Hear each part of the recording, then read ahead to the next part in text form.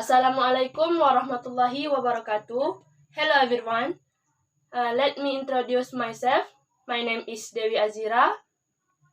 Student ID number 5404201274. I'm from class 5A. Study program International Business Administration, Polytechnic State Bengkalis. Okay, I will explain material about litigation, case study on approval of an authorized forum and a model of completion, and international business transaction dispute using e-commerce. Okay, before getting to the material, let's see what will be discussed. Table of contents. 1. Definition of litigation. Number 2. Debitors default according to prof subjecti. Number 3. Example of default case. Number 4. Authorized forum. Number 5. Advantage of this court. Adapun yang dibahas pada materi ini, yang pertama yaitu definisi dari litigasi, yang kedua debitors menurut Profesor Subjekti, yang ketiga contoh dari kasus, yang keempat forum yang berwenang, yang kelima keunggulan dari pengadilan. Okay, next slide. Definition of litigation.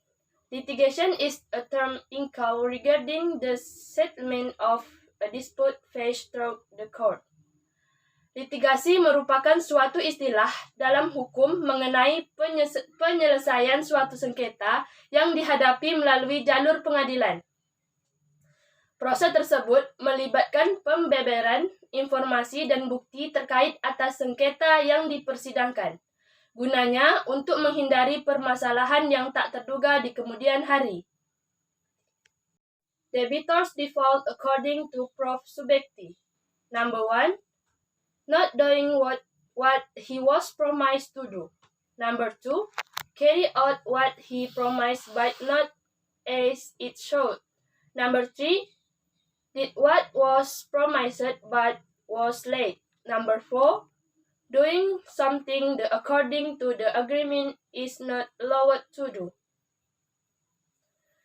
Jadi, Prof. Subjekti dalam bukunya yang berjudul Hukum Perjanjian yang menyatakan bahwa waterpresi atau kelalaian atau kealpaan seseorang debitur dapat berupa 4 macam, yaitu yang pertama, tidak melakukan apa yang disanggupi akan dilakukannya. Yang kedua, melaksanakan apa yang dijanjikannya tetapi tidak sebagaimana mestinya. Yang ketiga, melakukan apa yang dijanjikan tetapi terlambat. Yang keempat, melakukan sesuatu yang menurut perjanjian tidak boleh dilakukannya. Next slide, example of default case. For example, 2 buyers from Hong Kong and UK waited up to 5 months to get a refund of the good purchased. Some also received goods that were not in accordance with the order even until the goods were not delivered. Contohnya, 2 orang pembeli dari Hong Kong dan Inggris menunggu sampai 5 bulan untuk mendapatkan refund atau pembayaran kembali dari barang yang dibeli. Ada juga yang menerima barang tidak sesuai dengan pemesanan, bahkan sampai barangnya tidak dikirim. Selain itu, banyak juga penjual atau suppliers atau sellers yang tidak mampu memberikan kwitansi atau bukti transaksi dan sebagainya. Okay, next slide, authorized forum.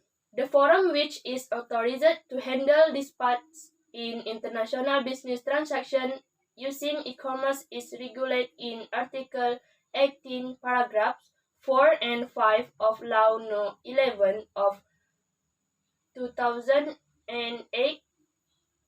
concerning information and electronic transaction or UUITA. Jadi Forum yang berwenang menangani dalam penyelesaian sengketa transaksi bisnis internasional yang menggunakan e-commerce diatur dalam Pasal 18 Ayat 4 dan 5 Undang-Undang Nomor 11 Tahun 2008 tentang Informasi dan Transaksi Elektronik Undang-Undang ITE. Pasal 18 Ayat 4 UU TE menyatakan bahwa para pihak memiliki kewenangan untuk menetapkan forum pengadilan, arbitrase, atau lembaga penyelesaian sengketa alternatif lainnya yang berwenang menangani sengketa yang mungkin timbul dari transaksi elektronik internasional yang dibuatnya.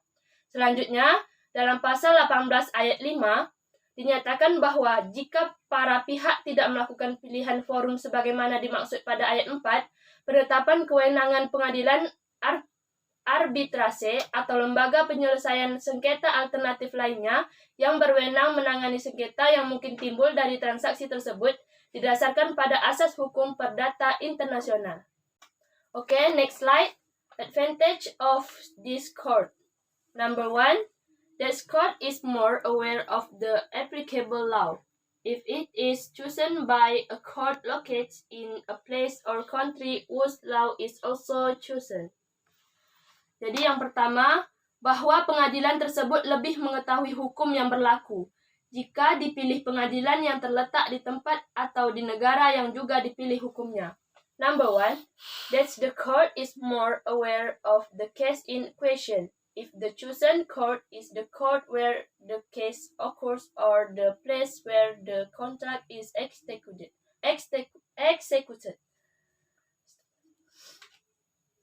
Yang kedua, bahwa pengadilan tersebut lebih mengetahui kasus bersangkutan jika yang dipilih adalah pengadilan tempat terjadinya kasus atau tempat dilaksanakannya kontrak tersebut. Number 3, that the court and the parties have more access to evidence, including witness evidence, if the chosen court is the court where the case occurs of the place where the contract is executed.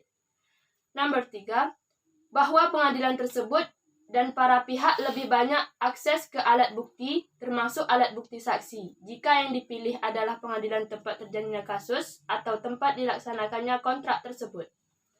Okay, I think that's all our presentation. Let's say Assalamualaikum warahmatullahi wabarakatuh.